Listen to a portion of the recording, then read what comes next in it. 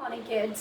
चलिए, इससे पहले के लेक्चर में हमने देखा कि एक्सपोर्ट का प्रोसीजर क्या था, कि अगर मैं चीज़ें एक्सपोर्ट कर रही हूँ तो मेरे लिए प्रोसेसेस क्या होगी। अब हम लोग देखते हैं, now today will talk about import procedure.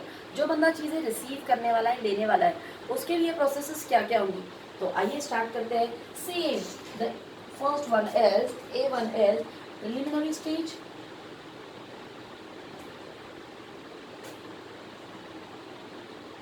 Okay, the second one is pre-import stage.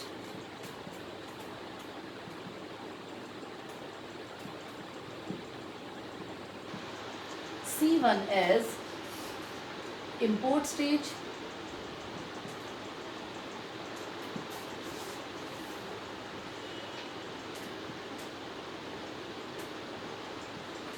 And the D is post-import stage.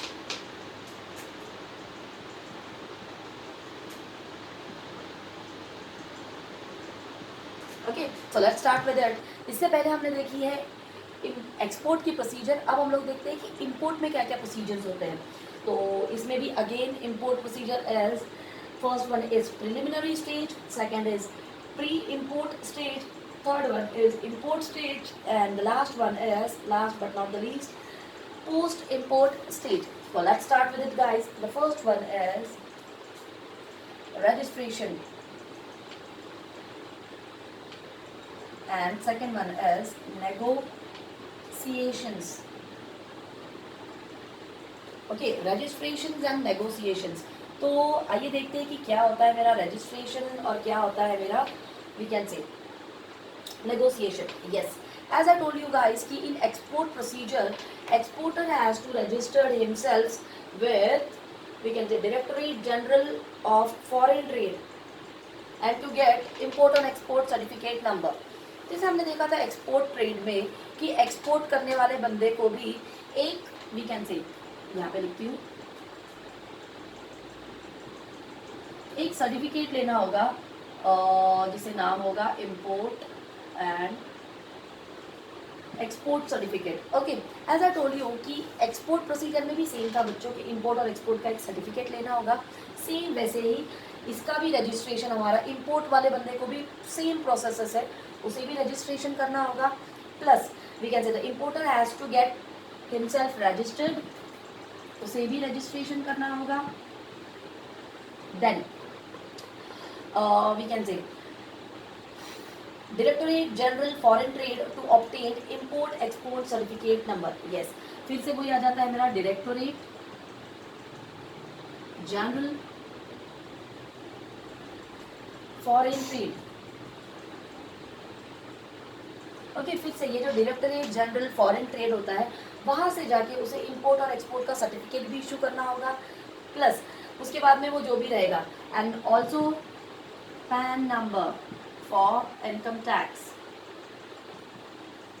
Same processes जैसी एक्सपोर्ट में हमने पढ़ी, सेम इसमें भी रहेगी। फर्स्ट ही और she has to registered himself. Next, directorate general foreign trade के पास से they have to take import and export certificate, एक सर्टिफिकेट भी लेना होगा। then income tax authority to obtain permanent account number, permanent account number लेना होगा to obtain income tax की authorities, और कुछ formalities करनी होंगी related to GST, yes, goods and services tax। तो ये था बच्चों मेरा preliminary stage कि इन्हें भी रजिस्टर्ड करना होगा, सर्टिफिकेट लेना होगा, टैक्स के लिए ऑब्टेन करना होगा, परमानेंट अकाउंट नंबर होगा, सब कुछ सेम। नेक्स्ट, अगला हो जाता है बच्चों मेरा नेगोशिएशंस। आइए देखते हैं कि नेगोशिएशंस अब होते क्या है। The importer must hold negotiations with overseas suppliers regarding. चलिए, अब नेगोशिएशंस क्या होने चाहिए। नेगोशिएशंस होंगी मेरी price of goods, delivery schedule,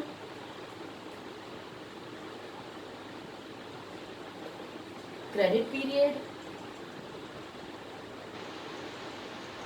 and terms and conditions. Okay guys, तो नेगोशिएशंस के अंदर में क्या क्या आ जाता है। सबसे पहले तो प्राइस ऑफ गुड्स की, चीज़ों की प्राइसेस कितनी है। नेक्स्ट, डिलीवरी शेड्यूल की डिलीवरी आप कितने दिन में, विद इन 1 वीक, या we can say within 7 working days, within 10 working days, within 12 working days, या क्रेडिट पीरियड, कि कितना क्रेडिट पीरियड आप सामने वाले बंदे को प्रोवाइड कर रहे हो या अलॉट कर रहे हो। And last one is terms and conditions. And में अगर आपने देखा रहेगा प्रोडक्ट के तो टी और सी होता है, this is terms and conditions. Now what are the terms and conditions? Terms and conditions regarding sale, payment and delivery. Okay, terms and conditions में आ जाते हैं मेरे सेल्स, पेमेंट्स और डिलीवरी। ठीक है, ये सब कुछ था मेरा प्रिलिमिनरी स्टेज में। आइए देखते हैं अगला वाला पार्ट जो है मेरा, जिसे हम लोग नाम दे देते हैं बच्चों प्री इंपोर्ट स्टेज। तो चलिए स्टार्ट करते हैं कि प्री इंपोर्ट स्टेज में सबसे पहले क्या आता है। इसमें आता है बेटा सबसे पहले कोटा सर्टिफिकेट। ओके, अब कोटा सर्टिफिकेट क्या होता है? Certain items are subjected to quota restrictions. The importer needs to obtain quota certificate from government authorities. Yes, एक कोटा सर्टिफिकेट हमें गवर्नमेंट से इशू करना होगा। इसके अंदर हमारे पास में एक कोटा होगा, एक वी कैन से फिक्स्ड ये रहेगा कि इतना आप इंपोर्ट कर सकते हो, उतना आप नहीं कर सकते and all. So some limitations या restrictions are there. Certain items are subjected to quota restrictions, इसमें कुछ रेस्ट्रिक्शंस हो जाएंगे। अगला आ जाता है बच्चों मेरा कि foreign exchange clearance. Next one is foreign exchange clearance. चलिए देखते हैं कि फॉरेन एक्सचेंज क्लियरेंस में क्या होता है। यस, फॉरेन एक्सचेंज क्लियरेंस के अंदर होता है बच्चों the importer needs to obtain foreign exchange clearance from RBI, reserve bank of India. The importer should forward the application for the same through his bank. इस फॉरेन एक्सचेंज का clearance क्या होगा? जैसे कि हमारी आरबीआई है, as I told you that international trade means we can say trade between two और more countries. So as we are dealing with another country, that's why we have to go through with foreign exchange clearance policies. We can say obtained by RBI. RBI ने जो clearance की policy रखी है उसके हिसाब से हमने go through करना होगा फॉरेन एक्सचेंज क्लियरेंस को, क्योंकि हम हमारी इंडिया की करेंसी गल्फ कंट्रीज को देंगे और गल्फ कंट्रीज उनकी करेंसीज हमें देगा। दैट्स वाई मनी एक्सचेंज के ऑफिसर्स जैसे कि western union, money transfers and all, ये सारे हमारे बीच के करेंसीज को कन्वर्ट करने के लिए होंगे। Just a minute.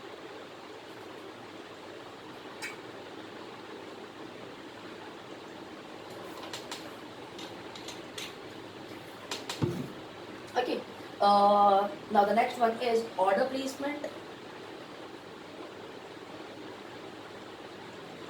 Okay, order placement के अंदर आ जाता है कि जब हमारा एक बारी फॉरेन एक्सचेंज क्लियर हो गया उसके बाद में हमारा जो ऑर्डर है उसको प्लेस करना स्टार्ट करता है हमारा एक्सपोर्टर, और उसे the order is called indent. The importer negotiate the terms and conditions of import contract and place the order. ठीक है, यहाँ पे ऑर्डर को हमारे बोल दिया जाता है बच्चों इंडेंट।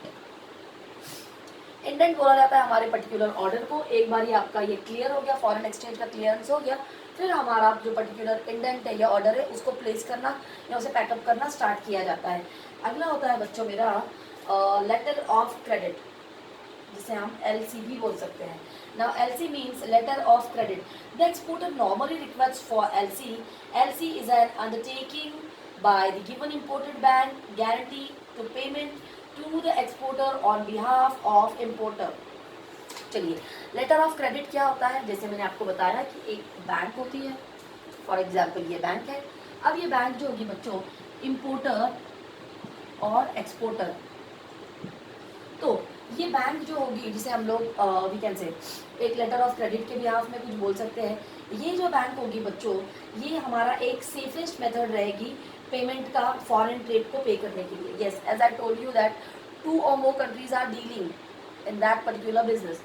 2 कंट्रीज लगे पड़े हुए हैं बिजनेस में। चलिए, इंपोर्ट कर रही है for example India is importing and gulf country is exporting something.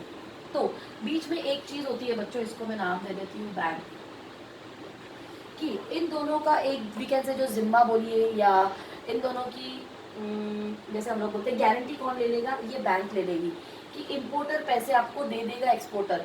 India की बैंक बोलती है कि भाई गल्फ कंट्रीज को ये पैसा मिल जाएगा या दे देंगे, तो वो जो पर्टिकुलर रहेगी वो रहेगी एक बैंक, जो कि एक सेफेस्ट मोड होता है अदर कंट्रीज को पैसे ट्रांसफ़र करने के लिए। तो ये होता है मेरा letter of credit.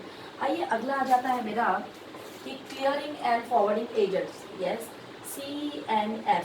Clearing of forwarding agents, yes. Importer has to appoint CNF agents to undertake various custom formalities and documentation work in respect of import goods. चलिए आप जितने भी मेरे कस्टम्स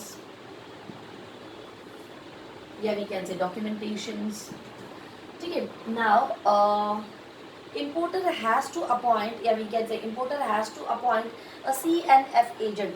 importer को एक clearing और forwarding agent को appoint करना होता है जो क्या क्या काम करेगा उसके, वो पूरे उसके कस्टम्स के, टैक्सेस के और डॉक्यूमेंटेशन के वर्क्स को कंप्लीट कर लेगा कि जो भी चीज़ वहाँ से पर्टिकुलर गल्फ कंट्री से इंपोर्ट हम लोग कर रहे हैं उसकी पूरी documentation, papers, everything is correct और not. That's why CNF agents are appointed by the importer. और अगला हो जाता है बच्चों मेरा 6th वन, शिपमेंट एडवाइस. आइए अब इसमें देखते हैं कि शिपमेंट एडवाइस में क्या होना चाहिए. Okay, shipment advice. Now shipment advice enables the importer to make necessary arrangement for custom clearance and unloading of goods sent by the exporter. हमने सेम देखा था बच्चों, शिपमेंट एडवाइस एक्सपोर्टर के लिए होता है कि वो सामान को लोड करता है. यहाँ पे देखेंगे हम लोग कि यहाँ पे ये सामान अनलोड करेगा, मतलब कि as we are importer, as we are receiving the goods, हम उन चीज़ों को ले रहे हैं.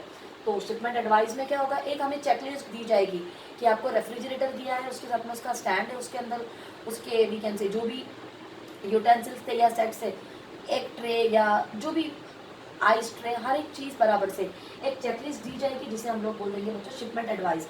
और हम उस तरह से या एक इम्पोर्टर उस प्रकार से उन चीज़ों को अनलोड कर लेता है. आइए देखते हैं अब अगला मेरा. Okay, the next is import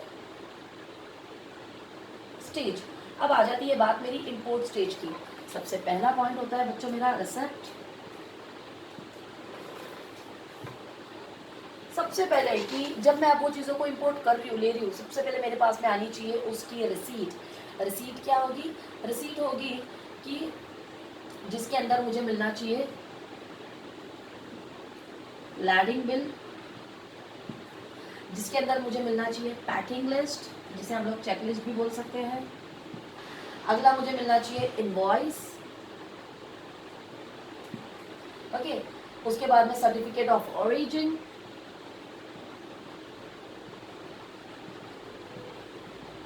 और सर्टिफिकेट ऑफ इंस्पेक्शन.